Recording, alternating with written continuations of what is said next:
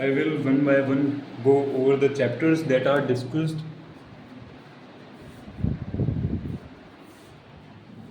that are being discussed in this book.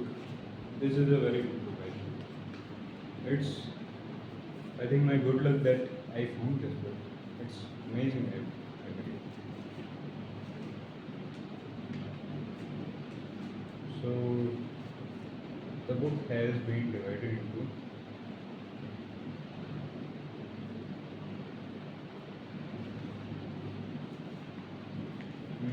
the book has been divided into four core parts. The first pillar is the self, which I have read completely. The second pillar, the story, which I have completed halfway. The third part is philosophy, which I haven't touched yet, along with the fourth pillar, the ethics. Now let me start with the first law: fill your buckets in the right order. So in this, uh, what was the name of this guy? Stephen Bartlett. So Stephen Bartlett is just trying to say that there are five main buckets that are needed to be filled. He starts that needed to be filled. First one is your knowledge, what you know. Second one is your skill, how that knowledge is applied. Third one then fills, what was that? Your network. With your knowledge and your skills, you will work on something and then you will become good at it, and thus you are going to build a network around you. So, who you know. That's the third bucket. The fourth bucket is who you have, what you have, like your resources. So, that is the capital, resources, liquid, non liquid, it includes all of it. So, fourth one is what you have, that is your resources. Fifth one is the what the world thinks of you. It is your reputation. Like in the market, what is your value and what people perceive when they think of you. So that is your reputation. So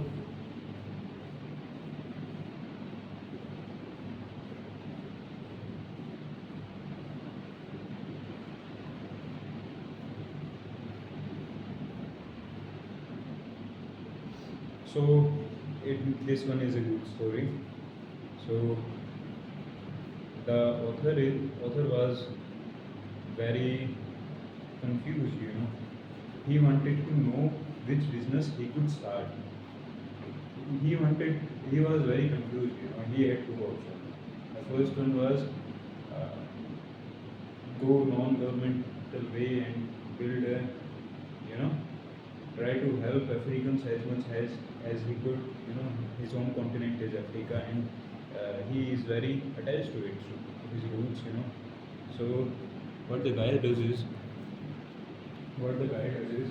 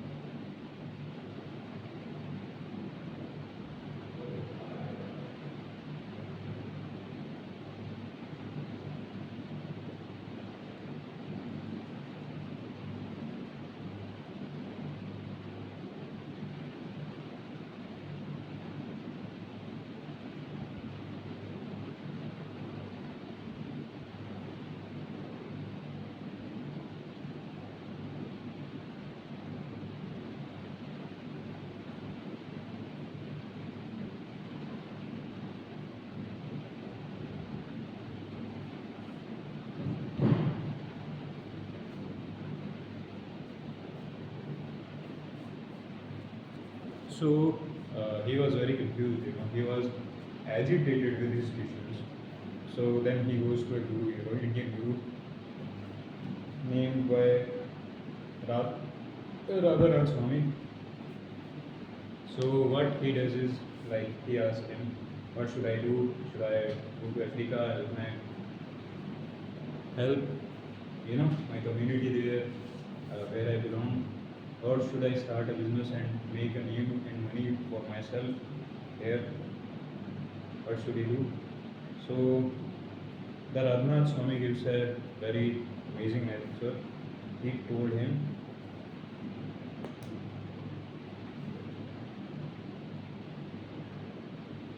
that you cannot pour from empty paper.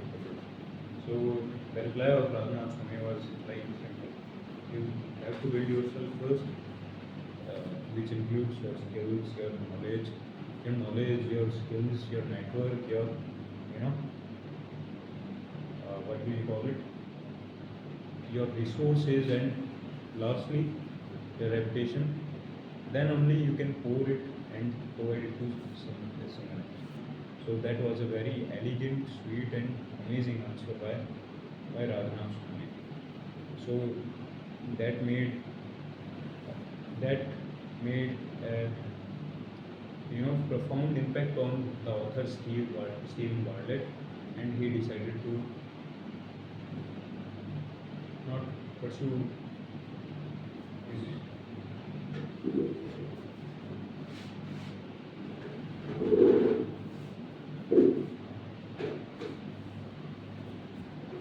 So he decided to not go to Africa, and he decided to stay in Western society and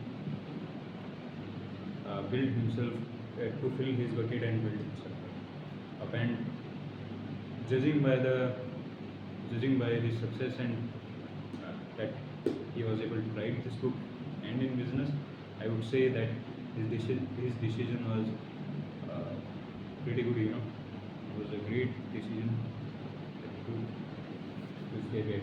to stay here. And the second point, mainly the second point that he contends in this chapter, in this law, is that you should fill your buckets in right order. The first bucket is knowledge, and then the second bucket is your skills, which includes communication skills, your business skills, all those skills. So he tells us that you should first fill your two buckets. These are the most important and most powerful bucket. Based on these two buckets, you are going to build your network, and based on without these two buckets, there is no network, there is nothing you have. You are just like a bag. So with these two buckets, you become super powerful, and you can smash into any room and build an amazing network. The people you are going to know are going to be amazing. The more you fill these buckets, and with more quality you fill these buckets, the more amazing your networking is going to be. And the more amazing these three things are, the more amazing your resources are going to be. And thus, this will provide you with an amazing reputation. So that was his contention, and I 100% agree with it. Only the first two buckets are important. The other three buckets are just like a byproduct. Only the little work needs to be done. For example, by doing these exercises, I am building my second bucket. And first bucket, I am reiterating this knowledge provided by Stephen Bartlett, and then I am practicing my speech so I can speak more clearly, I can have more impact, and just like throwing a rock, I can throw my idea. So it smashes in the other person's head. So that is my goal, and I think I'm doing a pretty good job. But unless I upload these videos, nothing so. Unless I am into the skin of this game, and unless I be consistent, it will not amount to anything, I think. So yeah, I have to learn to go to extremity and non-extremities. I have to provide examples, and there is also another Baba that comes in this story. He comes in a lot. To master it, you must create an obligation to teach. That is what I'm doing right now, brother. I'm following your law too. So that is amazing, I think. A book can have this much of profound impact on a person. That is amazing, I think. That is completely amazing, I think. That is completely amazing, I think. So what the story is? So this guy says he was terrified, in school to speak in public, and now he is this amazing speaker who can speak at any stage. Uh, just give him time and donkey, and he is going to smash out all the bullies and stuff. And I believe him. I believe him. I don't disagree with him. I completely agree with him. So he is this guy, cool as you. So what is his explanation? He created an obligation to teach. He got this idea from Yogi Kitchen. So this guy is trying to tell us that he is a genius. Gets ideas from these yogis, these athletes, these people who had these profound realizations. And you know what we have to do? We just have to believe, because this guy has done some seriously good shit. By the time he was 25, he was like a multi-millionaire. And sir मस्तक नमन है हमें यहाँ. So I don't disagree that he is an amazing guy. So basically he's saying that he has this skill in game. He created an obligation to teach all the stuff he reads and all this stuff to, since he was 21 years old, he says, to children, to as simply as he could. And he uploaded it on YouTube. He shared it as much as he could. And what happened? He created an audience who followed him. So that is very, that is preposterous. That is not the right word to use.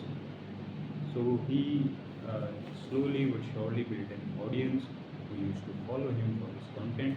And what happened is his content got much better, and his speaking skills got much better, and his overall ability to convey his ideas and distill the knowledge and to retain the knowledge got at an amazing level. And what happened then is, one thing also happened, one more thing also happened. He built an audience which he later monetized to create a YouTube channel by the name of The Diary of a CEO. And what also happened is that became a podcast, and that is now his main business. And I surely believe that it provided him a very large amount of fame in the business community. And the second thing, that among the business and finance community, which is the most powerful audience a person can capture in internet space.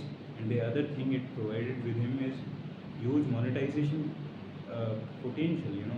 His monetization net worth, on paper net worth is around 200, 300, 400 million because of this podcast, because of the audience that he has captured. So that's amazing, I believe. So fame and technique, skin in the game. That's the first rule. You have to get engaged with him. Get engaged with the act that you are doing. For example, if you want to become, for example, you want to become great at gym and stuff, you can join a WhatsApp group in which everyone shares what they did and what they didn't do.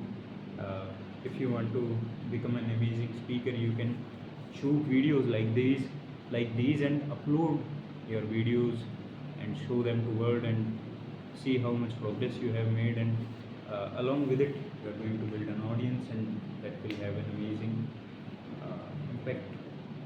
And that is going to make sure that you are, that is going to be the thumbnail of this video. So that is going to make sure that you remain engaged with it. So yeah, second principle he defines in this law is the Feynman technique. It is uh, if you want to master something, do it publicly and do it consistently. That is what he's saying. But Feynman technique is basically if you can explain a technique to a child, then it means that you have mastered it basically. So yeah, being able to simplify. So Feynman technique is this: being able to simplify an idea and successfully share it with others is both the path to understanding it and the proof that you do. One of the ways we mask our lack of understanding of any idea is by using more words, bigger words, and less necessary or unnecessary words. You know, my English actually is better than Steve Bartlett. Did you know it? Maybe you should know.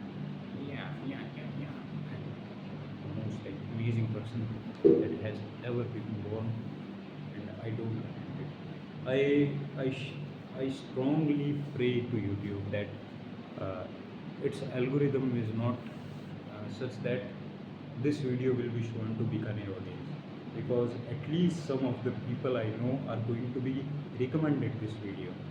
People I got, people I have gone to college with, and if they recognize my face in the thumbnail, I think it's going to be shameful for me. So yeah, I'm going to create a dummy channel. I'm going to upload it without location or location of Washington or something like that, and bam, nobody's going to know who I am, where I live, and they're going to be like, yeah, who is this amazing business spokesperson? You know, who is this amazing speaker? Who uh, who has who has this such profound knowledge about business and about, you know, mental techniques and stuff like that? Who is this amazing guy? And I'm going to remain anonymous. Yeah, I couldn't reduce it to freshman level. That means we really don't understand it. So that was the contention of that was the statement of Richard Feynman. He basically said if you cannot distill idea down as uh, simple as it possibly can be distilled down, and if you cannot explain it to someone else, then it surely means that you probably don't understand it fully yourself. That is an amazing statement, you know. So basically, Feynman technique follows four steps. First, just learn the stuff you want to learn. Second, teach it to a child. You know, explain it as simply as you can, so that even a child can understand that idea. Third, share it with others, post it online, and, you know, share it publicly to as many people as you can. Fourth, review it. Let people understand that. So the review process should go along with learning, teaching it to a child, and sharing it. I don't agree with Richard Feynman or Stephen Barnett in this situation. किसी का बढ़िया है। एक और writer कौन है check करो उनकी नेटवर्क स्टीवन बार्टलेट है, वो 25 साल की उम्र में मल्टी मिलियनर बन गया। That is all that you need to know, you know. Billionaire कौन है? The video that I am recording right now, I am going to upload it on YouTube, so that I can, you know, have skin in the game. So please don't interrupt me. As soon as the timer hits 20 minutes, I'm going to stop it, and I'm going to upload it on YouTube. So I strongly suggest you to stay out of it and don't use Marwadi or any other language. नाम बता Stephen Bartlett. The person who learns the most in any classroom is the teacher, is the contention of James Clear. And I don't know, man. You know, as it is said by Stephen Bartlett that whatever is repeated and continuously repeated, it becomes habitualized. So whatever the teacher is teaching, it is habitualized to him. So it doesn't have any effect on his life. Maybe it has on the way he thinks and his viewpoint of the world, you know, the lens he carries. But I don't completely agree with it. So these were the first two laws, I think I have done a pretty okay job. It shouldn't have to take 20 minutes, but yeah, I think it's justified. So basically, what I'm trying to do here is that I want to make sure that whatever I'm thinking, I can convey it as clearly as it possibly can be conveyed. And it is a skill, I think. It is a skill of communication that I am able to explain my feelings, my thoughts, my emotion, think clearly, and the person who speaks clearly obviously thinks clearly. So the goal is to think clearly, to speak clearly, and make sure what I am thinking and feeling can be communicated without any errors, without any uh, as clearly as possible, without any unneedy stuff, without any cluttering and stuff like that. That is why I'm doing this, because communication is an amazing skill to have. It is an amazing superpower to have, and I want to have that superpower. So with these closing remarks, I am going to upload my first YouTube video on YouTube. Let's see how many views I'm going to get.